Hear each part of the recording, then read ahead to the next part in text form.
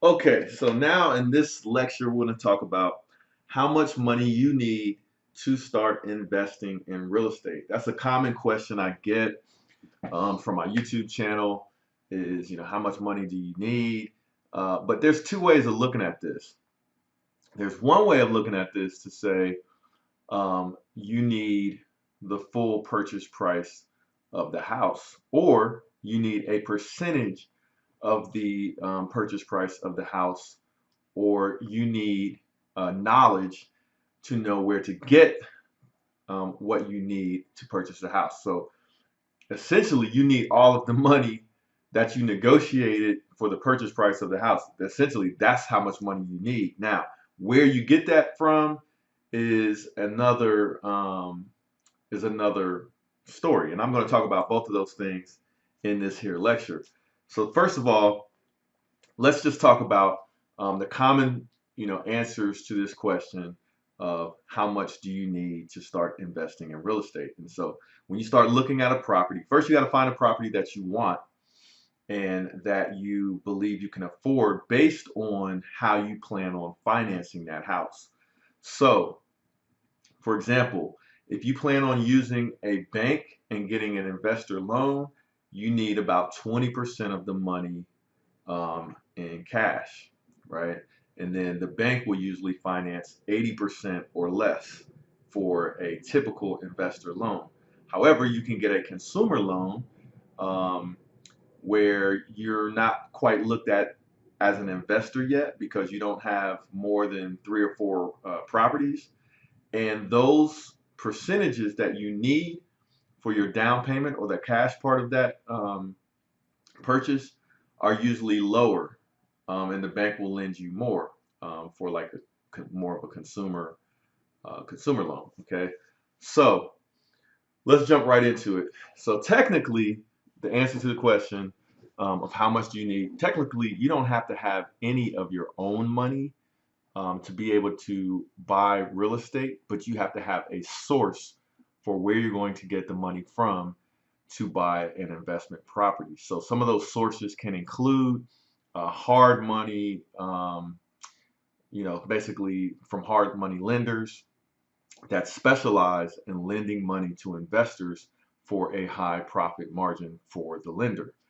You can also use your credit, so lines of credit. Sometimes people may have very stellar credit with very high credit limits where they can actually purchase property with their credit. So, for example, for one of my lines of credit, I have I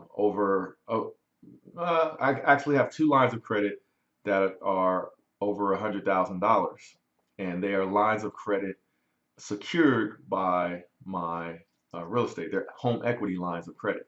So I could potentially take that credit and purchase a rental property, or I could purchase a flip. Now, with a line of credit like that, I'd probably be more likely to purchase a flip because I wouldn't want to hold that credit open and be paying on it. So I'll maybe borrow it for a short period of time, do a flip, pay that loan back off, and then take the profits and keep doing flips, for example. So you can use your credit to get the money. You can use bank loans to get money. You can use private money like family, friends, colleagues, or people that are similar to hard money lenders, but they might actually be people where you can kind of come together on the terms of that loan to buy the real estate. Or you can assume a loan for a property as well. So, for example, if you find a house that you're interested in buying, the seller might be motivated enough to say, hey, you take over the loan, you can have it because they don't want to ruin their credit. So there are a variety of ways as to where you get the money, and we'll talk about that at the second part of this lecture. But we're talking about how much money do you need now. If you're paying cash, you need the actual cash price that you've negotiated for the house, and you need money for closing costs, and you may need money for handling the rehab. Okay, so those are three things that you want to keep in mind if you're paying cash. All right, and carrying costs. So carrying costs include the expenses for holding the house while you get it prepared to rent or prepared to flip. So those could include your mortgage if you have one, but if you're paying in cash, you won't have a mortgage, but you may have to pay taxes. Usually those are paid once a year or twice a year. You'll have to pay insurance because you always want to insure your investment and have insurance on that property. And then uh, those are your typical carrying costs, okay? Your mortgage, your insurance, and your taxes. But there may be other expenses related just depending on where you are.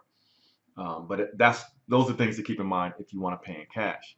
Also, like I said earlier, you can get a loan, like a bank loan, like a mortgage from a bank as an investor, and you can come to the bank and say, hey, I've got 20% of the money. Can you loan me the other 80%? And they will say, let me look at your credit. Let me look at the deal or the property that you are talking about buying. They will do an appraisal on that property and they will make a decision on whether or not they will lend you the money to buy that property for your investment. Okay, so that's typically what I do. I use banks, and I typically use small local banks, and I'll talk about that more in this section, but not particularly in this lecture. But you can basically get 20% of the money. So if we're talking about how much money do you typically need 20%. So when I'm looking at a property that I want to buy, how much money do I need cash? 20%. So if the house is 100 grand, I need $20,000, and I can typically go to a bank and get them to finance the rest. And based on my credit and everything else, I can pretty much bank on them financing that deal if I have my 20%. And then of course you got to have all your money for the rehab and carrying the house until you sell it or until you get it rented out. Okay. Now, in some cases, you might not need 20%. So for example, when I bought my condo, basically my first investment property that I initially lived in and then I moved out, I did not get an investor loan or a commercial loan. I actually got a conventional, homeowner loan, like a FHA loan, basically. And I only needed 5% in order to buy that house. So that condo was 160,000.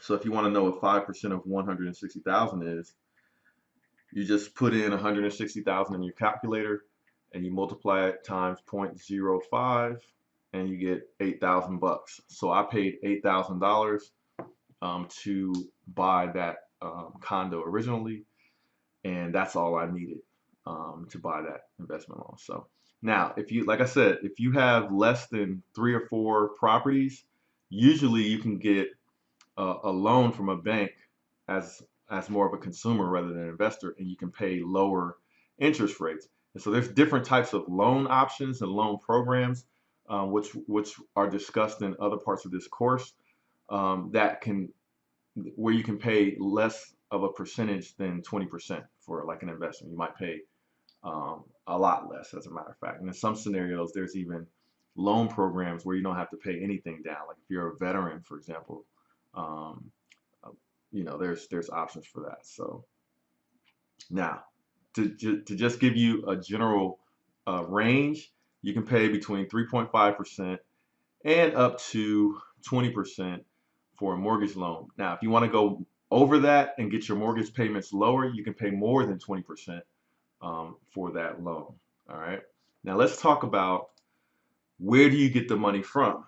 Now, in my particular scenario, I always try to come up with the 20% because if I did not come up with that 20% and I borrowed it from some other place, then that just makes my how much money I owe greater, and it also reduces my monthly profit on my rentals, and it would reduce my overall return on investment because I have to pay interest and things for the money that I'm borrowing. So I always felt more comfortable with saving up 20% and then going to a bank to get the other 80% to buy my flips or my rentals. Okay, but here's some sources, typical and common sources for money that you're going to need to invest in real estate. So the number one most common is your savings, and those savings can come from you working for years. Those savings can come from family members. Maybe you inherit some money, or you have a business, and like in my case, I had a business, and I saved up money from the business. And then I took that money and invested it in a new real estate business. Okay, so it's basically taking the money from one business and putting it into the other to make more money through that real estate. So business savings, personal savings, situations where you come across a lot of money and you put it in a savings account, that can be your down payment or that can pay for an entire house. Now that's the most traditional way, but I would say the second most common way to get money to invest in real estate would be when you own a home and you have equity in the home that you own, you can actually access that equity as a strategy to get money to invest in real estate. And I have done this as well. I've used equity in other properties to buy more property. Okay, so let's look at the screen here, and I'm going to jump into this quick diagram, right? So if you look at this, if you don't know what equity is, this is a quick description of what equity is when you own a home. So let's say, for example, you own a house in California somewhere and it's worth $400,000 on the market. Your current mortgage on that home is $280,000. So the mortgage is basically what you owe the bank. The balance on that mortgage is what you owe the bank. And in this scenario, it's 280,000, which is 70% of the value of the home. So your equity in the house is $120,000 or 30%. And so what you could do is you could go to another bank that does home equity loans, and you could ask them to loan you, that 120,000 or some percentage of that 120,000, so that you could buy some more real estate.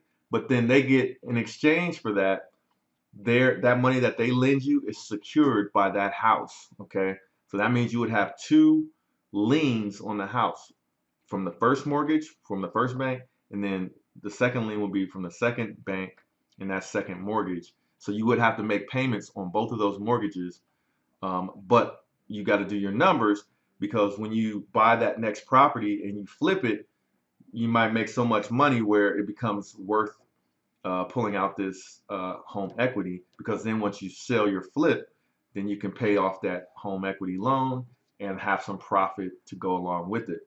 Or if you're buying a rental, you gotta calculate how much money you're gonna have to pay for that home equity loan that you pull out, as well as how much money you are going to have to pay if you get a mortgage on that rental property. So in some scenarios, like if you took out a $120,000 home equity loan, you could use that money and buy an entire house with no mortgage. So you would just have that home equity loan mortgage and pay towards that from out of your rental income profits. Okay, so that home equity is a very common way to get money to invest in real estate. Another way is credit cards. So credit cards usually won't cover the entire cost of a home, but they might cover a down payment, and then you can actually get the remainder of the money from a mortgage bank. Okay.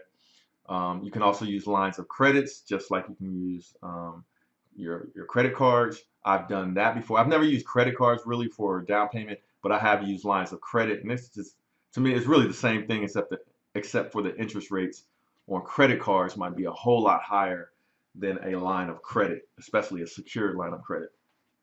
And what do I mean by a secured line of credit? That means it's secured by some collateral like a house, okay, like a home equity line of credit. So also private money. So this is something that I've never done, but I know people that have done it, and they basically can get money from family or friends or private investors. And actually, um, I could consider myself a private investor because I have loaned money out for interest or for profit. Okay, so you basically could go to someone that you know and say, hey, I'd like to borrow some money to buy some real estate, and explain everything and show what you're going to do. And then you also have to promise them a return on their investment and offer them some type of security for that investment.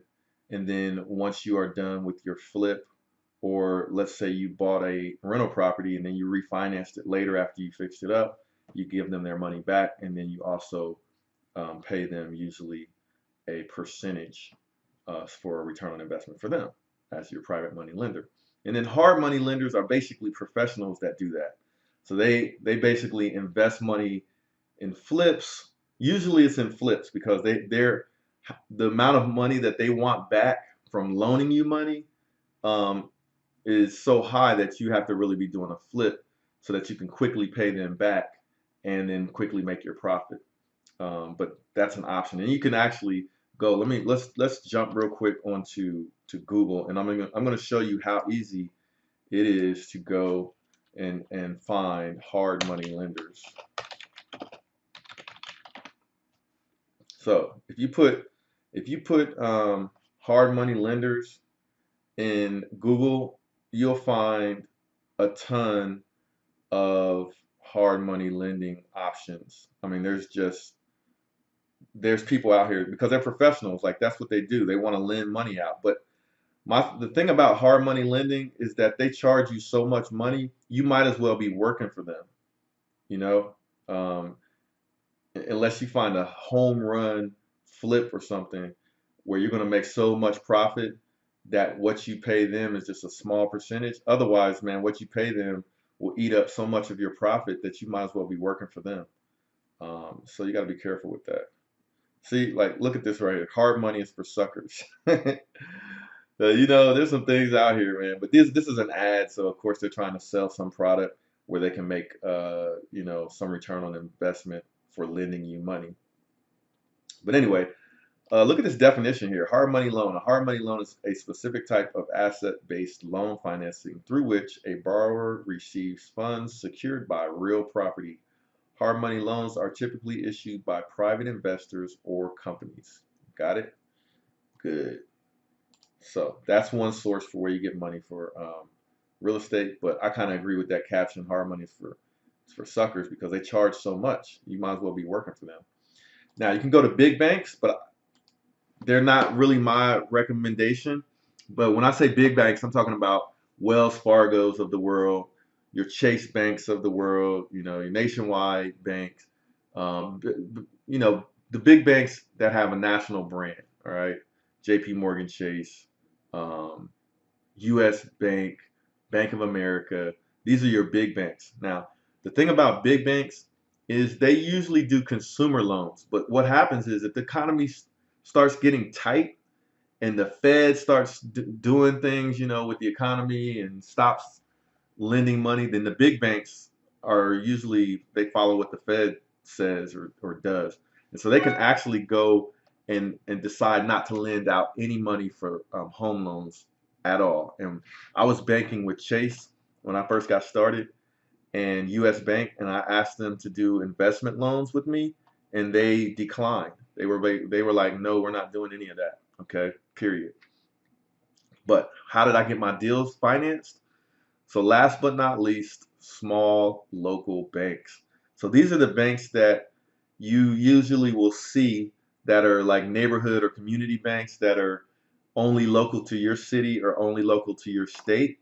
You can basically walk in, say you're interested in getting a mortgage for an investment property. They'll connect you to their investment banker or mortgage banker, and then you'll build a relationship, tell them what you want to do. They're probably going to ask for a PFS or a personal financial statement from you.